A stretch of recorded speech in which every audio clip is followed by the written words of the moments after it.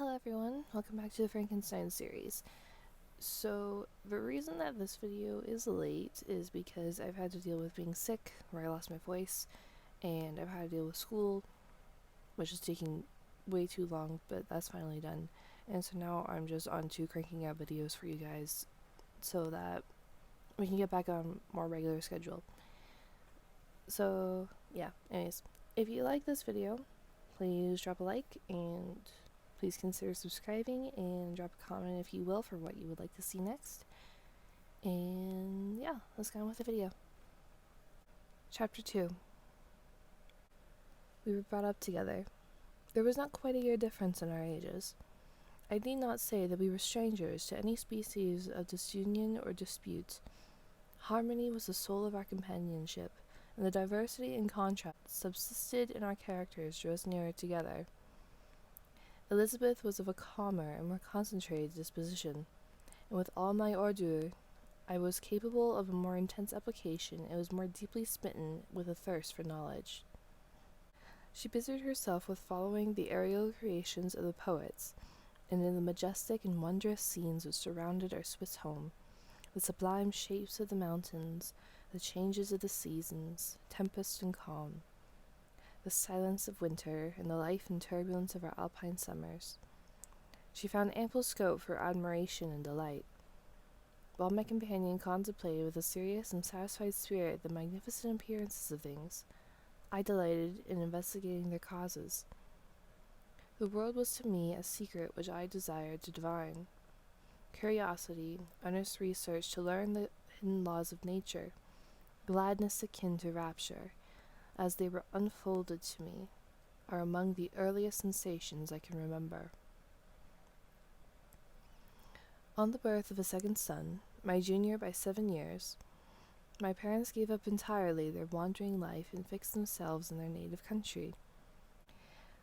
We possessed a house in Geneva and a campagne in Belrive, the eastern shore of the lake, at the distance of rather more than a league from the city. We resided principally in the latter, and the lives of my parents were passed in considerable seclusion. It was my temper to avoid a crowd and to attach myself fervently to a few. I was indifferent, therefore, to my schoolfellows in general, but I united myself in the bonds of the closest friendship to one among them. Henry Clerval was the son of a merchant of Geneva. He was a boy of singular talent and fancy. He loved enterprise, hardship, and even danger for its own sake. He was deeply read in books of chivalry and romance. He composed heroic songs and began to write many a tale of enchantment and knightly adventure. He tried to make us act plays and to enter into masquerades, in which the characters were drawn from the heroes of Roncesvalles, of the Round Table to King Arthur, and the chivalrous train who shed their blood to redeem the holy sepulchre from the hands of the infidels. No human being could have passed a happier childhood than myself. My parents were possessed by the very spirit of kindness and indulgence. We felt that they were not tyrants to rule our lot according to their caprice, but the agents and creators of all the many delights which we enjoyed. When I mingled with other families, I distinctly discerned how peculiarly fortunate my lot was, and gratitude assisted the development of filial love. My temper was sometimes violent, and my passions vehement. But by some law of my temperature they were turned not towards childish pursuits, but to an eager desire to learn, and not to learn all things indiscriminately. I confess that neither the structure of languages, nor the code of governments, nor the politics of various states possessed attractions for me. It was the secrets of heaven and earth that I desired to learn, and whether it was the outward substance of things or the inner spirit of nature and the mysterious soul of man that occupied me, still my inquiries were directed to the metaphysical, or in the highest sense, the physical secrets of the world. Meanwhile, Clerval occupied himself, so to speak, with the moral relations of things. The busy stage of life, the virtues of heroes, and the actions of men were his theme. and his hope and his dream was to become one among those whose names are recorded in history as the gallant and adventurous benefactors of our species. The saintly soul of Elizabeth shone like a shrine-dedicated lamp in our peaceful home. Her sympathy was ours, her smile, her soft voice, the sweet glance of her celestial eyes were ever there to bless and animate us. She was the living spirit of love to soften and attract. I might have become sullen in my study, wrought through the ardour of my nature, but that she was there to subdue me to a semblance of her own gentleness. And Clerval, could aught ill entrench on the noble spirit of Clerval, yet he might not have been so perfectly humane, so thoughtful in his generosity, so full of kindness and tenderness amidst his passion for adventurous exploit. Had she not unfolded to him the real loveliness of beneficence, and made the doing good the end and aim of his soaring ambition? I feel exquisite pleasure in dwelling on the recollections of childhood, before misfortune had tainted my mind and changed its bright visions of extensive usefulness into gloomy and narrow reflections upon self. Besides, in drawing the picture of my early days, I also record these events which led by insensible steps to my after-tale of misery. For when I would account to myself for the birth of that passion which afterward ruled my destiny, I find it arise, like a mountain river, from ignoble and almost forgotten sources, but swelling as it proceeded, and became the torrent which, in its course, has swept away all my hopes and joys. Natural philosophy is the genius that has regulated my fate. I desire, therefore, in this narration, to state those facts which led to my predilection for that science.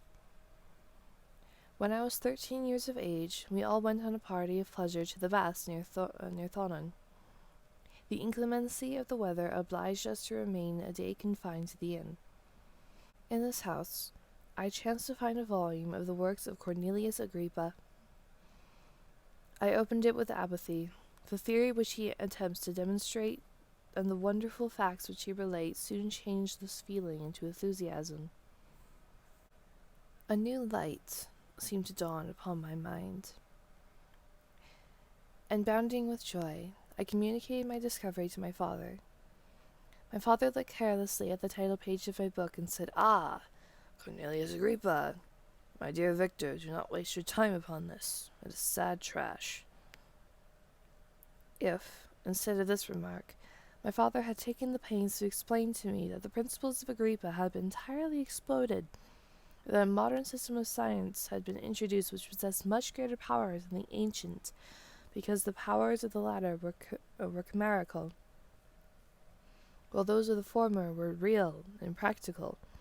Under such circumstances, I should certainly have thrown Agrippa aside and have contented an imagination, warmed as it was, by returning with greater ardour to my former studies.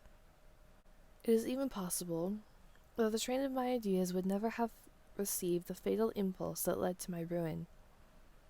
But the cursory glance my father had taken of my volume by no means assured me that he was acquainted with its contents, and I continued to read with the greatest avidity.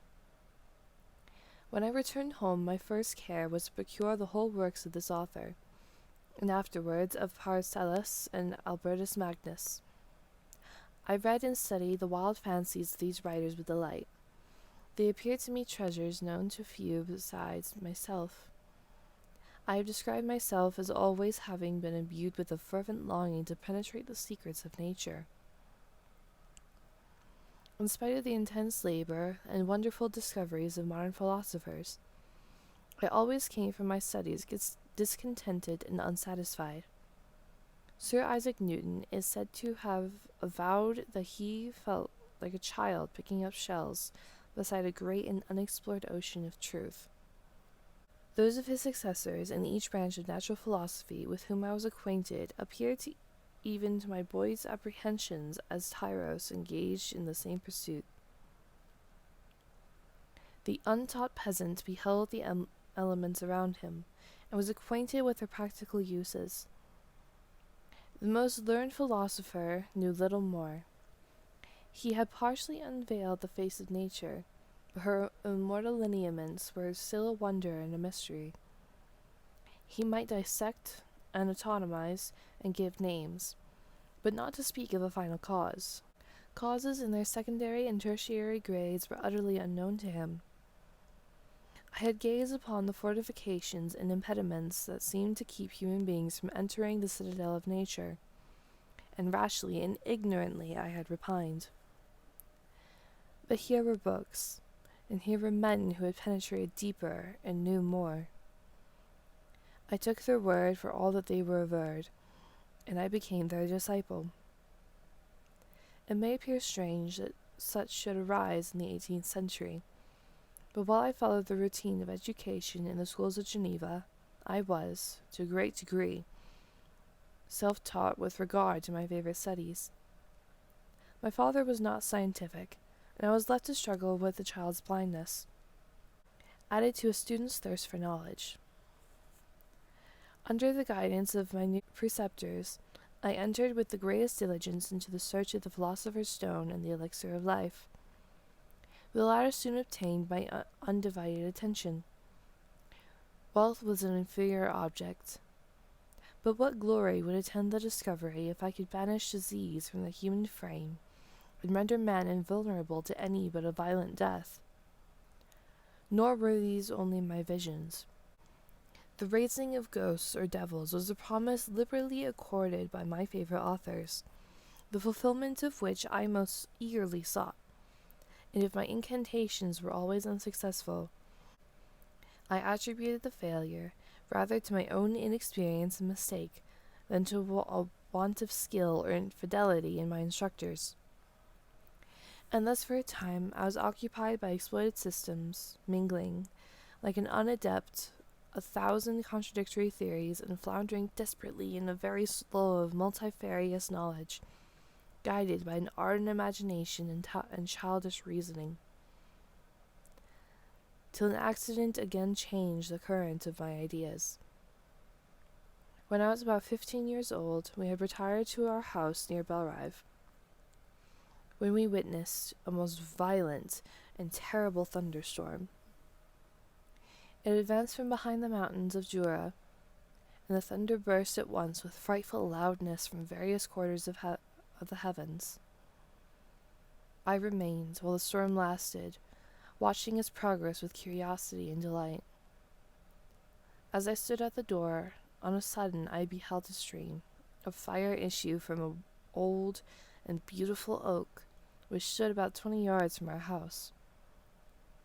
And so soon as the dazzling light vanished, the oak had disappeared, and nothing remained but a blasted stump. When we visited it the next morning, we found the tree shattered in a singular manner. It was not splintered by the shock, but entirely reduced to thin ribbons of wood. I never beheld anything so utterly destroyed. Before this, I was not unacquainted with the more obvious laws of electricity. On this occasion, a man of great research in natural philosophy was with us, and excited by this catastrophe, he entered on the explanation of a theory which he had formed on the subject of electricity and galvanism, which was at once new and astonishing to me. All that he said threw greatly into the shade Cornelius Agrippa, Albertus Magnus, and Paracelsus, the lords of my imagination, and by some fatality the overthrow of these men disinclined me to pursue my accustomed studies. It seemed to me as if nothing would or could ever be known. All that had so long engaged my attention suddenly grew despicable, by one of those caprices of the mind which we are perhaps most subject to in early youth. I at once gave up my former occupations, set down natural history in all its progeny as a deformed and abortive creation, and entertained the greatest disdain for would-be science, which could never even step within the threshold of real knowledge. In this mood of mind, I betook myself to the mathematics and the branches of study appertaining to the science as being built upon secure foundations, and so worthy of my consideration. Thus strangely are our souls constructed, and by such slight ligaments we are bound to prosperity or ruin. When I look back, it seems to me as if this almost miraculous change of inclination and will was the immediate suggestion of the guardian angel of my life, the last effort made by the spirit of preservation to avert the storm that was even then hanging in the stars and ready to envelop me. Her victory was announced by my unusual tranquillity and gladness of soul, which followed the relinquishing of my ancient and latterly tormenting studies. It was thus that I was to be taught to associate evil with their prosecution, happiness with their disregard. It was a strong effort of the spirit of good, and it was ineffectual. Destiny was too potent, and her immutable laws had decreed my utter and terrible destruction.